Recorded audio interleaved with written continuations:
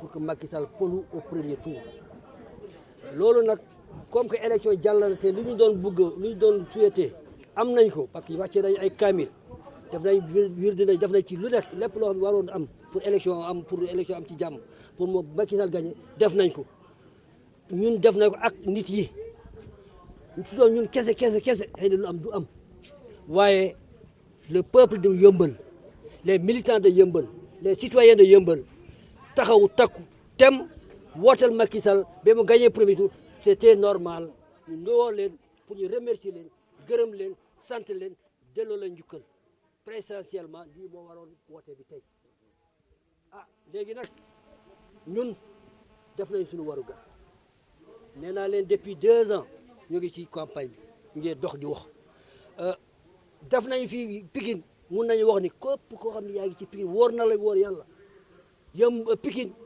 parce que précisément Yeumbeul ñoom les sages ñooy yore politique bi fii bien que le parti n'est pas structuré bien que le parti am na loo xam ne wax dëgg yàlla lu mu waroon féete sage yi féetewu ko waaye ñun seetuñu loolu dañu seen Macky c'est l'homme qu'il faut qu'on l'a mis à la place qu'il faut ci loolu nag ñu ngi gërëm ñëpp ñu ngi sant ñëpp tey am naa lu bari loo xam ne waroon naa ko bëgg wax mais dinaa leen reconvoquer daa leen woote waat tenir une conférence de presse exclusivement man maa wax def lu war ci war yëpp ma wax mes sentiments vis-à-vis du parti vis-à-vis du président de la République parce que du sant rek lañ ko war a mel am nañu ay revendications mais pas aujourd'hui on ne peut pas le faire aujourd'hui on ne peut pas le faire aujourd'hui maanaam ci quinquennat bi yaakaar bi juróomi at yëpp Macky Sall na la doxal lan ngeen ciy xaar lu ñu ci xalaat dina je tiendrai une conférence de presse exclusivement pour ça et je dirais qui connaît Oumar Sy c'est pas un homme de sentiment je connais le parti ñu ko sos laa bokk ñu sos PDS laa bokk je ne suis pas un enfant j'ai fait 40 ans de politique j'ai pas de sentiment en matière de politique mais seulement aujourd'hui c'est pas le lieu de porter des revendications c'est pas le lieu de porter certaines choses mais c'est plutôt remercier les militants de base nos responsables et féliciter souhaiter un bon mandat au président Macky Sall. alors ndax mën nga ñëw kon ci li nga xamante ni askan bi jàmp na ci ñoom tey jii ñu ngi koy xaar. mu taxaw ko Yeumbeul. lu ñu koy xaar mooy lu mu programmé mooy faj soxla nit yi dafa doon faj dafay continuer di ko faj.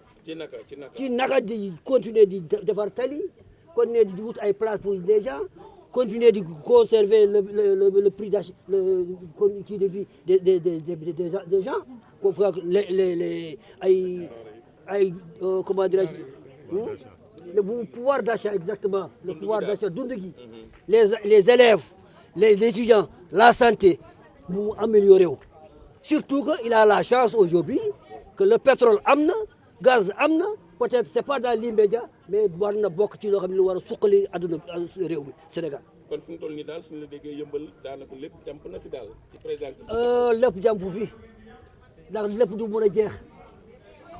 lu jàmp loo gis dafa jàmp dañ koy jàmpal wala ñu bañ ko jàmpal mais en tout cas am na lu des ci Yeumbeul waaye am na lu ñuy def ci Yeumbeul parce que il connaît Yeumbeul hier boo ko gisee Yeumbeul tey da xam ne Yeumbeul soppeeku na ku wax akulaay taala Yeumbeul soppeeku man fi laa dëkkoon maa nga taw feex am na lu mu fi jëlee fi ma dëkkoon tey bu la neexee dafa football boo foo dem Macky am na fa lu ma def donc day continuer son mandat il continue son mandat il continue di faj soxla nit yi. alors dialogue social bu mu lancé it nan. dialogue social woy parce que loolu dafa war a am boo demee xuloo xeex waxante lu ne bu jeexee ba war a jeex taw day sebet nawet day war a sebet. ci léegi nag liggéey moo def boo nekkee fi di def campagne continue di wax lu amul parce que comme vous l'avez pas demandé mais les gens qui sont en train de crier bi naan wolof bi nag ko bi Haalpulaar boo gisee nit yi di yuuxu di naan élection yu baaxul élection yi du noonu kooku c'est dire des histoires wax ay histoire la les élections ñëpp xam ne les élections ont passé normalement on peut pas voler aujourd'hui des élections c'est pas possible waru mun na ngeen baal mooy ma ko français bi c'est que turaw pulaar bi du di demee donc problème bi yëpp mooy que Macky moom il a gagné largement il entend parce que lu mu entend mais léegi la gën a à l'aise boobu sax gën woon à l'aise il n'était pas à l'aise au début de son premier mandat te léegi la nekk à l'aise léegi la war a mën a def ay sentiments yu bari yoo xam ne mënatoo ko def kon daal yow li nga gën a gis mooy mu gën a waxtaan ak kujje gi. absolument boo ko war loolu doon def musu ci jógee d'ailleurs xanaa daf koy feddali rek mais musu ci jógee xam ngeen ci dara ñaata appel la def ñaata ndaje la woote pour loolu donc en tout cas Yeumbeul Nord ñu ngi leen di gërëm ñu ngi leen di sant ñu ngi leen di ñaanal yàlla vraiment lu ñu daj ci élection yi yàlla na leen ko yàlla fay mandat bi nan la na doon mandat bu gën ci mandat yëpp. C'est-à-dire aujourd'hui je m'appelle Oumar Sidi Sow, le coordinateur des sages de Yeumbeul Nord. La convocation d'aujourd'hui, c'est une assemblée générale des sages de Yeumbeul Nord.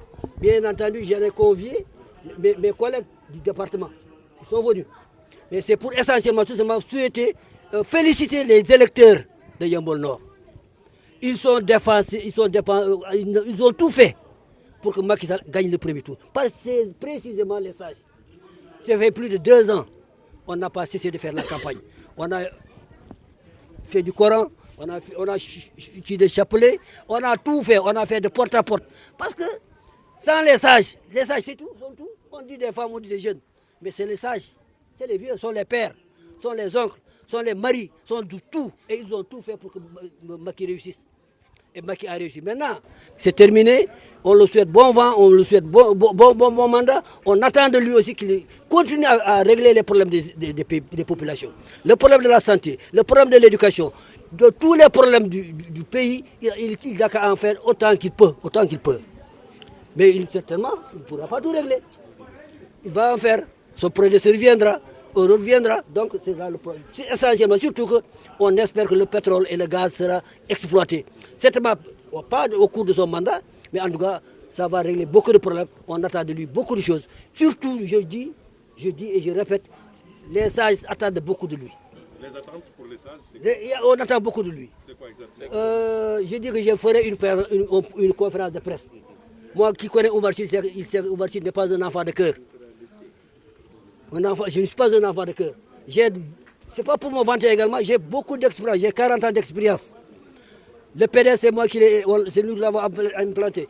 L'APR, je fais partie des fondateurs de l'APR. Ici à Yeumbeul, personne ne peut me contourner au niveau de Yeumbeul. Vous avez vu ce que vous avez vu. Vous avez parlé aussi de route pour plus désenclaver Yeumbeul.